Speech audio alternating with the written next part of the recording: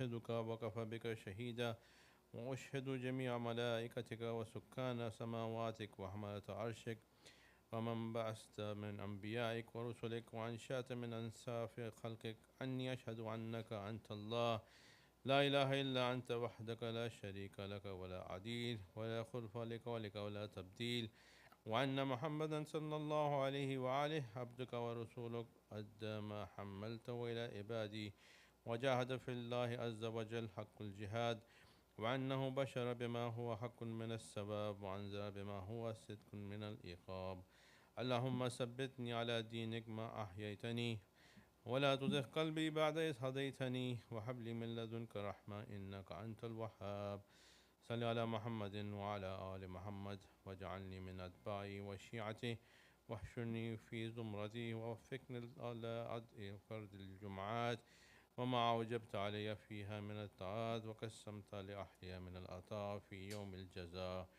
إنك أنت العزيز الحكيم اللهم صل على محمد وعلى محمد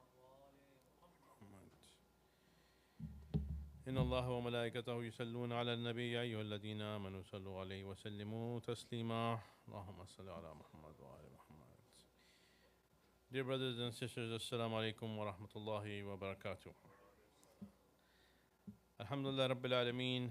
I thank Allah subhanahu wa ta'ala for giving us the tawfiq once again to gather on Friday on Yawm al-Jummah so we can remind each other to have the taqwa of Allah subhanahu wa ta'ala.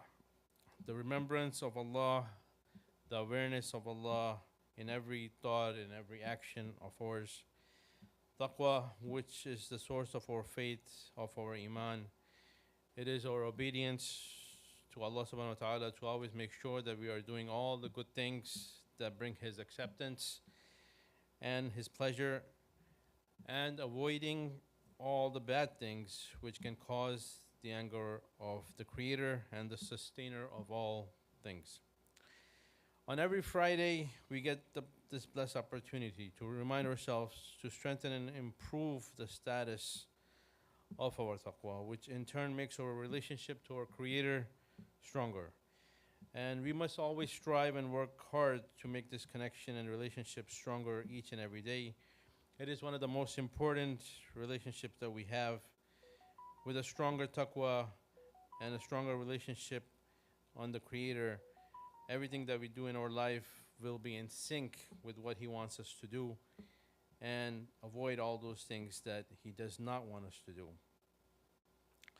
So of course we have to totally rely on Allah subhanahu wa ta'ala, have this total tawakkul on the Creator and the Sustainer, so that everything in our life depends on Him for guidance, for the guidance that our life desperately needs. And without His guidance, we will, of course, for sure, fall into a deep trap of the evils of this dunya, the glitters of this dunya, the fascination with the worldly life. We will all fall in trap, as normally people do. They fall in trap into the evils of this dunya, and they are devoid of the guidance of Allah subhanahu wa ta'ala. And so we see that right in the beginning of the Quran, Allah subhanahu wa ta'ala says, Bismillah ar-Rahman ar-Rahim, Alif Lam Mim, ذَلِكَ الْكِتَابُ لَا رَيْبَ فِيهِ هُدًى لِلْمُتَّقِينَ. So, of course, this is the meaning of it, that this is the book in which there is no doubt, لَا رَيْبَ فِيهِ, right? And a guide for who? For those who are muttaqeen. In other words, the Quran will guide those that uphold and practice the taqwa of Allah subhanahu wa ta'ala. That's why this taqwa is so important, and we keep talking about it every Friday. It's a reminder for us, from Friday to Friday to Friday, and almost in every majlis, it is mentioned as well, because it is the main ingredient that Allah is telling us to have in order to be guided. This is the key to guidance. If you don't have this key, we're not gonna achieve that guidance that we need. And just like any key is needed to get into any door and into any library, the library of Deen, the Quran, is through this key of taqwa that Allah is telling us. For everyone else, this book is just a religious book. It is set on the top of the shelves. It is put away collecting dust, and is used in ceremonies of weddings and of funerals. But it is mostly ignored. And that's what we see today. That unfortunately, in most households, this book is just a book. And so because it's ignored, the book also ignores the person who holds it even. It's not giving any benefit to that person. It's just a book. They do not see the value of it. They do not gain the guidance from it. Because Allah subhanahu wa ta'ala says right in the beginning that it will guide those who have the taqwa of Allah subhanahu wa ta'ala.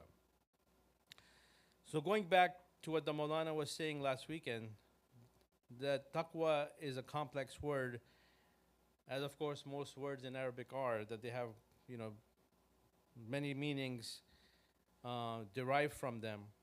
But one of the main meaning of it is to be able to protect yourself from sins, right? To shield yourself from the sins, to shield yourself from the haram, to stay away from the haram as far as possible. And not even and to do that, you also even have to stay away from those things that are makruh, those things that are detested, those things that are not recommended, those things that are not favorable to Allah subhanahu wa ta'ala. So have a buffer zone between yourself and the haram is to even stay away from the things that are makruh. And this way you will definitely have the taqwa of Allah subhanahu wa ta'ala.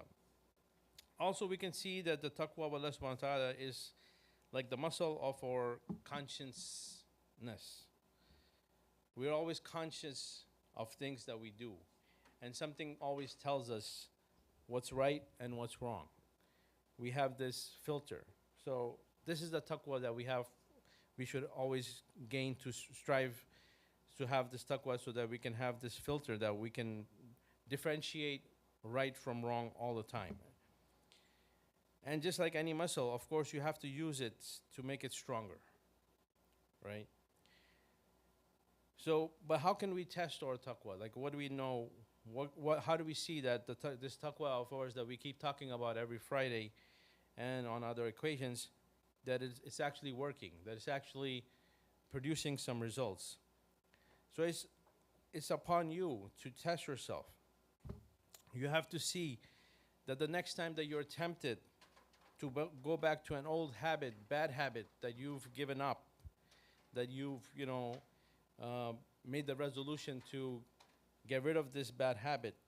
But the next time that the shaitan tempts you on this habit, whatever that habit is, whether it's, continuous screen time, whether it's smoking, whether it's not being able to wake up for Fajr, missing the Fajr namaz, salat. So you have to use your taqwa in those times and tell yourself and be firm to tell yourself that no, for the sake of Allah, I'm not going to go there. I'm not going to, keep being on the screen while the namaz, while the salah is being missed. Or I'm not going to keep sleeping in the Fajr time and say, oh, okay, forget it. I'll just pray when I get up. This is one of the hardest times that people have of waking up for Fajr. 4 o'clock in the morning, it's not easy. But with the taqwa of Allah subhanahu wa ta'ala, you can make it happen. And this is the training that you do for yourself, that you give yourself, that you tell yourself, yes, I have to push myself to have the taqwa of Allah subhanahu wa ta'ala, to have the awareness of Allah subhanahu wa ta'ala, that I'm going to do the things that will make Him happy with me. And I will strive and sacrifice whatever I have to do to make sure that He's happy with me. Allah is happy with me. This is the practice of the taqwa. This is how you test your taqwa, that okay, I did it. I was able to achieve Fajr namaz, Fajr salah today, tomorrow, the next day. And of course, when you take one step towards Allah subhanahu wa ta'ala, He will take 10 steps towards you. And you'll find yourself for sure that it becomes easier. That now it becomes easy to wake up for the Fajr. That you don't have to push yourself that hard. You'll find yourself that yes, I can do it. You'll find yourself staying away from the things that Allah wants you to stay away from. You will not like it from your own nature. You will by yourself, realize that I don't like these things. I don't want to go there. I want to go this way, the way that Allah wants me to go. So definitely Allah subhanahu wa ta'ala will make it easier for you, and you will have that spiritual connection, that relationship that we keep talking about, the taqwa of Allah subhanahu wa ta'ala. It will become stronger for you, inshallah, and it will make it easier for you every day. Sallu ala Muhammad wa ali Muhammad. Allahumma salli ala Muhammad wa ali Muhammad. And one of the ways to increase our taqwa, of course, is that we always mention also, is to remember death. The reality that is chasing us everywhere, even though we don't realize it.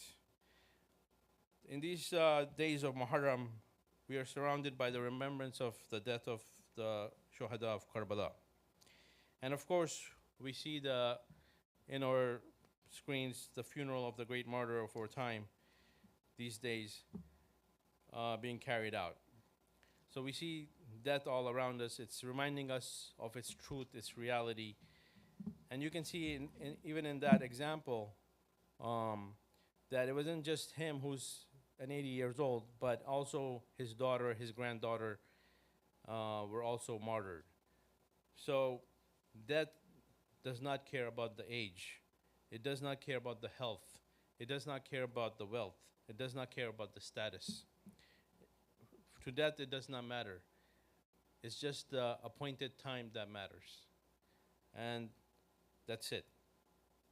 And of course, so in those examples as well, those people were not in the hospital. They were not sick. They were not, had any kind of condition that would cause you to think that logically, they were about to die. But no, they were fine. But why did they die? Because they stood up for the truth. They stood up for the haqq. And they were killed in the way of Allah subhanahu wa ta'ala. This is the similar, reason why Imam Hussein was killed and why the Shuhada of Karbala were killed. Because they stood up for the truth. They stood up for the haqq. They stood up for what was right against what was wrong. And for standing up for the truth and haqq against the batil and against the evils, they sacrificed their lives.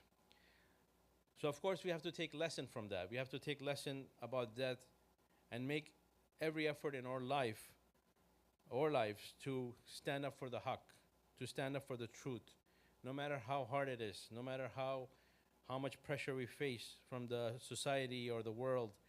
And we see that today, right? I mean, there's zulm going all around us. There's injustice, whether it's in Palestine or whether it's in Lebanon or wherever it is. And some people are standing up for it, and some people are just ignoring it as if nothing. So that's the test that we have. That's the test that each one of us is facing. That are we standing up for that truth? Are we making dua for them? Are we giving zakat, giving donation, giving some efforts? Are we ignoring it altogether and just living our life as if nothing happened? This is the lesson that we must take about death, about life and death both. Where are we standing? And what did we learn from Imam Hussein as well? So the truth is, with the righteousness and the truth always is going to face persecution, is always going to face some challenges, is always going to face an enemy, as you see today. You see one person, he's bending the truth, he's calling the people that are on the truth, he's calling them liars and scum or whatever. But he himself is the one that the liar, the scum, everything that he's talking about, he is that person who's deluded, delusional, saying weird things, but he's the Yazid of the time. He is the Yazid, the Fir'aun, the Namrud, the Taghut, whatever you want. He represents everything that's evil. And he stands against everything that's for the truth. And he is willing to destroy, bomb away, whatever he wants to do. But in all essence, we have to see what is right from what is wrong. And that's what the lessons that we have to take. Let's go to this surah in the Quran, which is a very small surah that you hear every Jummah. You'll hear it a little bit later anyways. But Bismillah ar-Rahman ar-Rahim. وَالْعَصْرِ إِنَّ الْإِنسَانَ لَفِي خُسْرٍ إِلَّا الَّذِينَ آمَنُوا وَعَمِلُوا الصَّالِحَاتِ وَتَوَاصَوْا بِالْحَقِّ وَتَوَاصَوْا بِالصَّبْرِ. So in this surah, which is, one of the short surahs, only 3 lines, but Allah subhanahu wa ta'ala is swearing by the time. وَالْعَصْرِ. And of course, the asr has many different meanings, again in Arabic, many different deeper meanings. But for our purposes, we'll just take that. It means time, the time, the passing time. Everything that we do rotates and is based on time. It was time that brought you here at this time. We have to, always abide by the time that you have to go to work, whether it's you have an appointment to the doctor, whatever it is that you're doing is based on the time. And the time is always fleeting. It's running away from us, right? We're always running out of time. So by nature, losing the time itself is a loss. And Allah is saying, verily mankind is in loss. So that's the immediate truth, that all of us, all mankind is always at a loss. And of course, we see that in society, that mankind is deluded, delusional, chasing this dunya, chasing the world, chasing money, chasing everything except for what Allah wants them to do, what Allah intended for the mankind to worship Allah subhanahu wa ta'ala, to be obedient to Allah subhanahu wa ta'ala, to have the taqwa of Allah subhanahu wa ta'ala. But Allah subhanahu wa ta'ala, of course, in this last line, gives an exception. إِلَّا الَّذِينَ. Except, He gives an exception for few people who are these special people.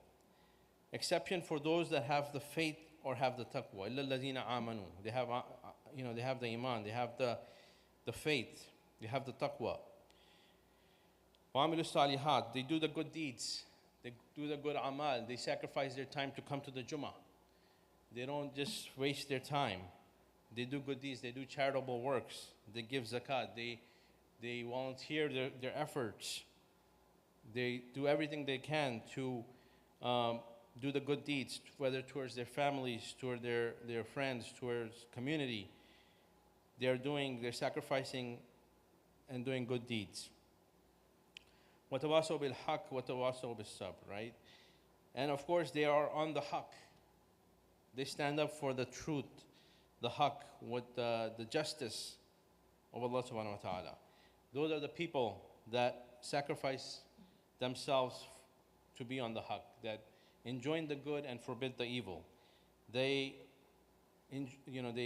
preach to each other, they remind each other to be on the truth. And of course, lastly, they encourage each other and recommend to each other to have the sabr or patience. Because if you do all these things, if you have faith, if you do good things, good amal, and you stand up for haqq, bad things are going to happen to you. And you're going to need sabr. You're going to need sabr at the end. So that's why, all these things will lead you to have the sabr, the patience. Because when you do all these good things and you strive, and definitely the society and whoever is going to come for you. And you're going to face challenges, as we see today. The people that stood up in the colleges for Palestine, for the movement, they lost things. They sacrificed their degrees. Professors lost their jobs. Even CEO of the president of the university lost their jobs. Why? To stand up for the truth, what they believed in, the conviction that they had. They strived, and they knew that they would face these challenges, but they had the passion for the truth, that they did not care. And still, you find people that have the courage and they have the valor to stand up, and they sacrifice, and they proclaim the truth. And yeah, they face consequences, but they are willing to face those consequences for the sake of Allah subhanahu wa ta'ala. And of course, Allah subhanahu wa ta'ala will not let that go by. Allah is total and pure justice. He will definitely reward every effort, no matter how small, no matter how tiny. Allah will not let it go to waste, and definitely will be rewarded from them. And this surah also sums up all the teachings of the Ahlul Bayt, the Prophet sallallahu alaihi wasallam, and the Ahlul Bayt alayhi salam. What did they taught us? What did they practice them on their own lives, and what did they teach us that we should take from their lives? It was the embodiment of this surah, that they had the iman, they had they practiced the good deeds, and they stood up for the haqq, and they had the sabr. The principles of this surah is what Imam Hussein and the Shuhada of Karbala lived by. They practiced the good deeds. For example, when Imam Hussein gave the water to the thirsty soldiers of the army of Hur, right? He didn't have to do that, but out of his generosity, out of his compassion for humanity, he sacrificed his own water for their good. And of course, he recommended to each other the truth. They recommended to each other, they encouraged each other in this hard and harsh time to stand up for the truth. They knew what they were facing ahead of them, but they encouraged each other. That night that they worshipped, they encouraged each other to have the taqwa of Allah subhanahu wa ta'ala, and not to be afraid, and to have sabr for the sacrifice that they will be making the next day, on the day of Ashura, right? They definitely were the purest of souls. And we have to learn from their example. We have to take lesson from their sacrifices, from the way that they conducted themselves, as we come to the majalis and listen to their stories, and you will listen to their story today as well, tonight. So we have to make sure that we are learning and always remembering and following in their footsteps. May Allah subhanahu wa ta'ala allow us to follow in the footsteps of Imam Hussein and the Shuhada of Karbala. Sallu ala Muhammad wa ali Muhammad. Brothers and sisters, we have to seek the forgiveness of Allah, especially on Fridays when the doors of mercy are wide open. The most truthful book is the book of Allah. The best sunnah is the sunnah and the guidance of the Prophet and the Ahlul Bayt alayhi salam. Bismillah ar-Rahman ar-Rahim. Wal asr inna al-insana lafi khusr illa alladhina amanu wa amilu salihat wa tawasaw bil haqq wa tawasaw bis sabr.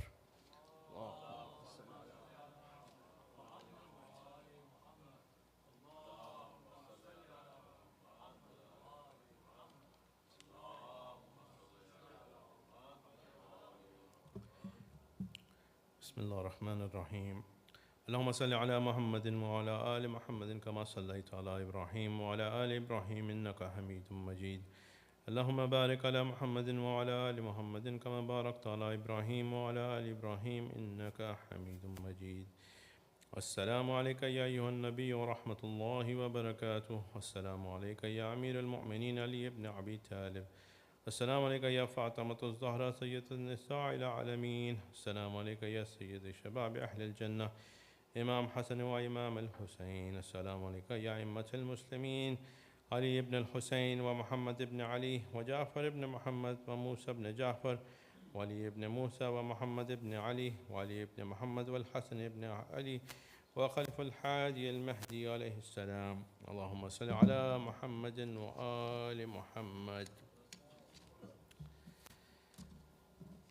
So brothers and sisters, we were talking about upholding the taqwa of Allah subhanahu wa ta'ala by being the people of exception, by being the few that Allah talks about in the last verse of Surah Al-Asr, that those who do righteous deeds, who have the iman, do righteous deeds, and that recommend to each other the path of haqq or truth, and in times of hardship, they have the patience or have the sabr.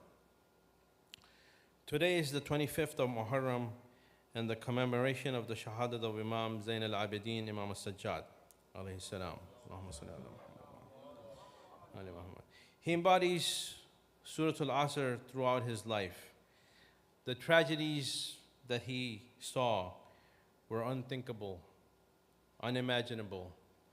And of course, he has to have the best of patience to go through the tragedies and what he saw on the day of Ashura and following, when his aunts and his sisters and his family, the ladies of the household were dragged from Karbala to Kufa and then dragged from Kufa to Damascus. And the tragedies that they faced when they reached Damascus, which you will hear about these tragedies tonight. But of course, we have to take lesson from his life. We have to know what did he represent and what did he give to us. He gave to us something very good, something very full of treasure. And that treasure is called the Sahifa Sajjadiyah, the book of du'as. Imam Zain al-Abidin, the great grandson of the Prophet, he's known for his du'as and supplication. And there's a book called the Sahifa Sajjadiyah, which you all know about. This Sahifa is full of du'as. It is full of du'as for every situation in life. And you all have this on your phones and your apps. But just like the Quran is ignored and put away, the same way, unfortunately, these books are, ignored. We don't utilize these special du'as that are there that can help us in our daily lives. The du'as of Imam Zain al-Abidin are very special. They're very deep. They bring you closer to Allah subhanahu wa ta'ala. It doesn't matter whether you're Shia, whether you're Sunni, whatever you are. It doesn't matter. If you read these du'as, you will get closer to Allah subhanahu wa ta'ala. They have nothing to do with this side, that side, who said what. This is pure. He teaches you the taqwa of Allah subhanahu wa ta'ala. He's the great grandson of the Prophet of Islam. He has nothing to do with Shia or Sunni. He will teach you Islam. And that's where you should learn the Islam from the pure source of Imam Zain al-Abidin. These du'as are for every situation in our life, for the kids, for the elderly, for the sick, for the things that you're doing in your life that are inflicting your life, troubles, the good times, the bad times. They're all listed. It's very simple. You just have to pick it up and read it, understand it, apply it, and for sure you'll become closer to Allah subhanahu wa ta'ala. The other thing that Imam Zain al-Abidin that we have from him, and the other treasure, is the book of huquqs, the manners that for every individual, the parents, the kids. He taught us all these manners that we should have, how we should obey each other, how should we interact with each other. And we see in our society broken households. We see teenagers that are not listening to their parents. We see parents afraid of their children. Things that are not supposed to happen but are happening in our society, in our households. But why?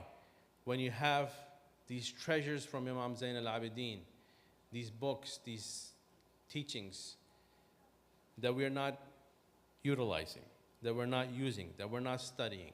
We have them, it's there for you to use, but you're not using it. Again, remember when the Quran says in the beginning, it is a guidance. The Quran is a guidance for those who have the taqwa of Allah subhanahu wa ta'ala, those that are muttaqeen. Well, the Quran and every book of guidance is only going to guide those that have the taqwa as well. I'm not claiming, of course, at all that the book of Imam Zain al-Abidin is anywhere close to the Quran. But what I'm saying is that if you don't use it, then you will lose it. And you will find that, yes, you have hardships in your house, you have problems in your families, and there's struggles that are beyond what we can control, and the next generation is in jeopardy. So we definitely have to take a lesson from the treasures of Imam Zain al-Abidin, his life, and all the things that he taught us, and the struggles that he faced, so that we can take advantage from that and be on the right path and be on the path of taqwa. So may Allah subhanahu wa ta'ala allow us to follow in the footsteps of Imam Zain al-Abidin. May Allah hasten the reappearance of Imam of our time, Imam Mahdi alayhi salam. May Allah subhanahu wa ta'ala allow, Dar Zainab to continue to follow in the footsteps of the Ahl al-Bayt alayhi salam and our children, our next generation, to be ready for the Imam of our time. بسم الله الرحمن الرحيم إذا جاء نصر الله والفتح ورأيت الناس يدخلون في دين الله أفواجا فسبح بحمد ربك واستغفر إنه كان توابا. إقام الصلاة. اللهم صل على محمد وآل محمد.